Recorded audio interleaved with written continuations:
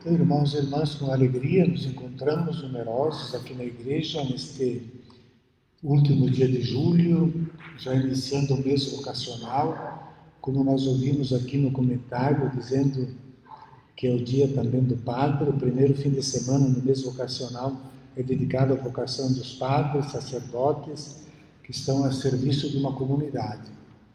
Então, por causa de São João Maria Vianney, cuja Páscoa se celebra no dia 4 de agosto, então o primeiro fim de semana é dedicado ao padre. Mas hoje também nós celebramos a festa da Páscoa de Santo Inácio de Loyola, esse grande santo, que nasceu em 1491, um ano antes de Colombo chegar aqui nas Américas, e depois, devido a um ferimento que teve no cerco de Pamplona, começou a ler e meditar a vida de Cristo e se converteu, discerniu a sua vocação, e aquelas reflexões que ele fez durante aquela convalescença, meditando a vida de Cristo, é a base depois dos exercícios espirituais que vai propagar um pouco por todo o mundo. Grande essa ordem, ela teve a grande tarefa da evangelização do Novo Mundo, que foi recém-descoberto em 1534, com um grupo de alguns colegas na Universidade de Paris. Ele fundou a Companhia de Jesus, os jesuítas. Hoje são cerca de 16 mil membros desta ordem, ainda deve ser a maior do mundo. Tem mais de 100 universidades espalhadas pelo mundo. Uma delas está aqui na nossa cidade, que é o Unicinos. Então, uma ordem que marcou profundamente, sempre nessa luz da fé e da ciência. As duas coisas. Nasceu essa ordem no início da Idade Moderna, da racionalidade, da razão, da ciência. E por isso essa força muito grande nesse mundo da cultura e da ciência. Nós queremos acolher todas as intenções para a missa de hoje. O Senhor esteja convosco. Proclamação do Evangelho de Jesus Cristo segundo São João. Naquele tempo, quando a multidão viu que Jesus não estava ali, nem seus discípulos, subiram as barcas e foram à procura de Jesus em Cafarnaum. Quando o encontraram, do outro lado do mar, perguntaram: Rabi, quando chegaste aqui? Jesus respondeu: em verdade vos digo, estáis me procurando não porque vistes sinais, mas porque comestes pão e ficastes satisfeitos. Esforçai-vos não pelo alimento que se perde, mas pelo alimento que permanece até a vida eterna, e que o Filho do Homem vos dará. Pois este é quem o Pai marcou com seu selo. Eles perguntaram: que devemos fazer para realizar as obras de Deus? Jesus respondeu: a obra de Deus é que acrediteis naquele que Ele enviou. Eles perguntaram: que sinal realizas para que possamos crer, ver e crer em Ti? Que obra fazes? Nossos pais comeram o maná no deserto, como está na Escritura: pão do céu deu-lhes a comer. Jesus respondeu: em verdade vos digo, não foi Moisés quem vos deu o pão que veio do céu, é meu Pai que vos dá o verdadeiro pão do céu. Pois o pão de Deus é aquele que desce do céu e dá vida ao mundo. Então pediram: Senhor, dá-nos sempre desse pão. Jesus lhes disse: eu sou o pão da vida. Quem vem a mim não terá mais fome, quem crê em mim nunca mais terá sede. Palavra da salvação. Vamos sentar um instante, irmãos e irmãs, para meditarmos essa palavra de Deus nessa data tão bonita para nós todos, junto com as famílias que estão rezando, também essas pessoas que tantas vezes se alimentaram do corpo de Cristo, que é o pão da vida eterna, mas que não é só, como diz o Evangelho, não é só uma referência a alguma coisa que magicamente nos coloca num determinado lugar, mas significa comer a palavra, se alimentar do sentido. Por isso que Jesus, não só aquele pão que comeram no deserto, mas Ele é o pão da vida, e Ele vai deixar muito claro isso ao longo da sua vida, e na última ceia vai dizer claramente que a vida de Jesus é o pão que se doou. Então a nossa vida vai ser feliz na medida em que nós somos capazes de doar-nos, de nós sermos fonte de vida para os sermos alimento para os outros.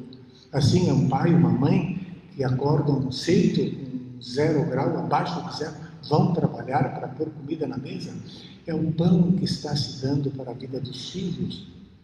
E assim é a nossa vida, e este é o sentido, e este é o pão que dura para a vida eterna, que é aquilo que Jesus fez e que nós queremos imitar, assim como o fez Santo Inácio de Loyola, dedicando a sua vida para essa pregação, mas também São João Maria Vianney, o famoso cura d'Ars, que teve tantas dificuldades na vida, mas uma frase que ele disse, claro, pensando, não é para a gente se autoelogiar nessas coisas, mas se um padre realmente ele é verdadeiro cristão, ele dá um testemunho de bondade que torna o céu presente na vida das pessoas.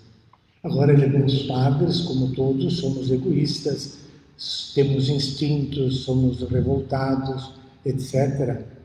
E às vezes erramos, né? E tudo isso, né? Mas o São João Maria Vianney, uma das frases que ele diz é: se soubéssemos bem o que é um padre na terra, morreríamos, não de medo, mas de amor. Porque esta é a vocação, é para servirmos, para sermos pão, como Jesus foi para as pessoas. Então essa frase resume toda a vida do cura d'Ars, e resume também o que significa uma vocação para ser padre, que não é uma vocação para ter sucesso, e nem para ter cliques nas redes sociais, etc., e nem para desfilar modas e coisas desse tipo, né? É para servir, é para ser uma testemunha que Deus está presente nesse mundo, porque Ele vai lá se abaixar junto com aqueles sem teto, sem casa, que estão lá morrendo de frio. Esse é o sacerdote, é o cristão que se alimenta do pão que é Cristo. Por isso que diante de pessoas santas, e que não precisam ser necessariamente só os padres, o mesmo vocacional, ele vai tratar todas as vocações dos padres, da família, dos pais, dos religiosos, dos leigos que atuam também na pastoral, na evangelização e assim por diante. E Cura d'Ars é um exemplo muito bonito para nós, porque é um padre que passou por muitas dificuldades. Claro, nasceu lá no interior, família muito pobre, naqueles anos, de 1786, quando ele nasceu, a França estava nas guerras napoleônicas, então ele mesmo, para fazer a primeira comunhão, foi numa missa clandestina, escondida, porque senão podiam ser mortos durante essa guerra interna ali na França. Então, muitas dificuldades, e de uma família pobre, os pais logo o colocaram, escrevia alguma coisa no nosso carpinteiro, o colocaram logo no trabalho da agricultura, de modo que aos 17 anos ele é habituado a trabalhar, não tinha escola naquele tempo de guerra, e não sabia, ainda era analfabeto.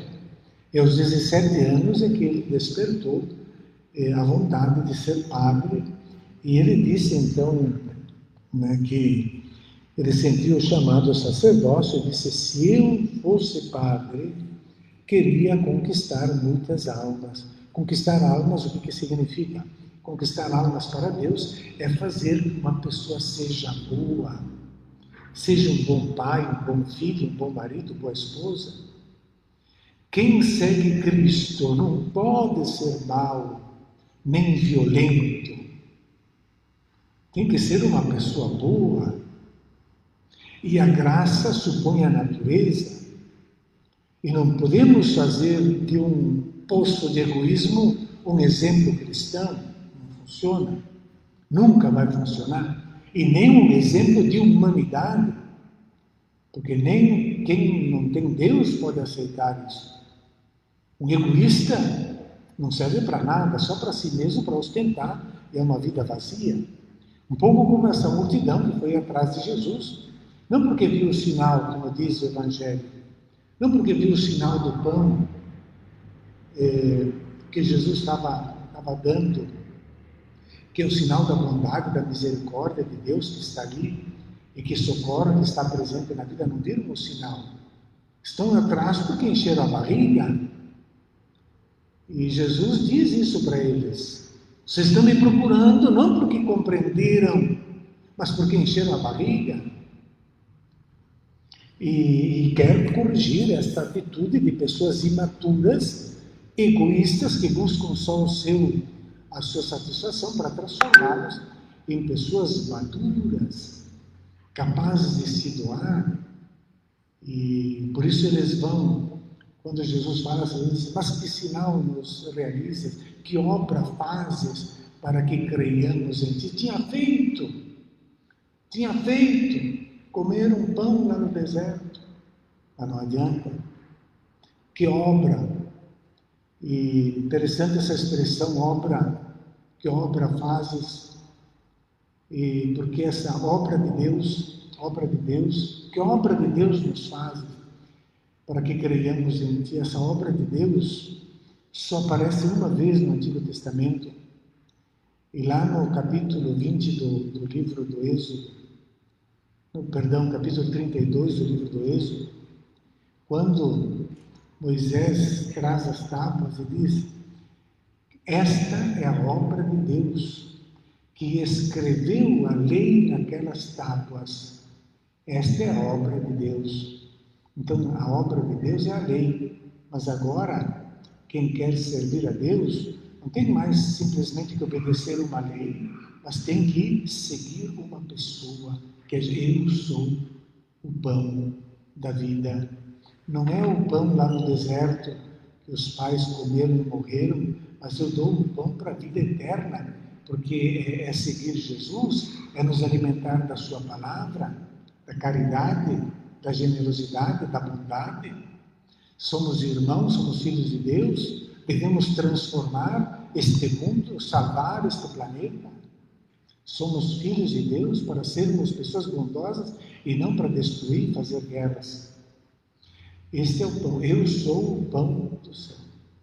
E é claro que, se nós poderíamos nos perguntar legitimamente, seria possível que Deus continuasse a fazer milagres de multiplicar pães para saciar a multidão dos famintos? Claro que não. Mas o pão que é Jesus, ele vai nos dar a nós a capacidade de produzirmos pão e de saciarmos de fome. Essa é a grande lição que o Evangelho de hoje nos dá. Então, são curadores, não obstante todas aquelas dificuldades, ele conseguiu, com a ajuda de alguns párocos, foi ordenado aos 29 anos de idade, e se tornou esse padre tão conhecido, que o bispo colocou por causa dessa dificuldade, diz que ele tinha pouca inteligência. Não é questão de pouca inteligência, eu acho que um homem capaz de marcar o mundo é muito inteligente. Mas ele tinha dificuldade com o latim. E quem não tem? E o fato de não ter sido alfabetizado pequeno. Então, claro que tem essa dificuldade. Vai fazer aula de filosofia em latim, aula de teologia em latim. Claro que tem, mas nunca foi bobo. Então, por ter dificuldades culturais, colocaram em Ars, que era a menor das paróquias lá no interior, e de lá, com a sua oração, com a sua bondade, e ficar de joelhos, e rezar, e ir no confessionário, ele se tornou um centro de atração para toda a França. Tanto que As ferrovias da França tiveram que colocar uma linha de trem para ir até lá em Ars. Era para ir lá no fim do mundo. Para ir em Ars, tantos peregrinos que iam para lá para se aconselhar, para conversar com um homem. Não vão dizer que um homem desses é burrinho, não. Ele teve dificuldade, mas um homem com uma santidade, com uma inteligência do Espírito, com uma bondade imensa, que foi capaz de transformar o mundo. E é ele que deve ser o nosso modelo, que depois, então, o Papa colocou como modelo para os párocos, e depois, em 1929, e depois foi colocado o modelo para todos os padres, no Papa Bento XVI, em 2009, nos 150 anos da sua morte, o colocou como modelo para todos os padres do mundo. Que beleza nós podermos celebrar, então, essa missa com este Evangelho, porque o padre deve ser aquele que alimenta a comunidade com Cristo, com a Palavra de Deus. E essa Palavra de Deus nos torna pessoas boas. Vamos renovar a nossa fé e ficando de pé, rezando juntos, para que não vacilemos, mas tenhamos a confiança dos sinais e da presença de Deus na nossa vida. Creio em Deus Pai,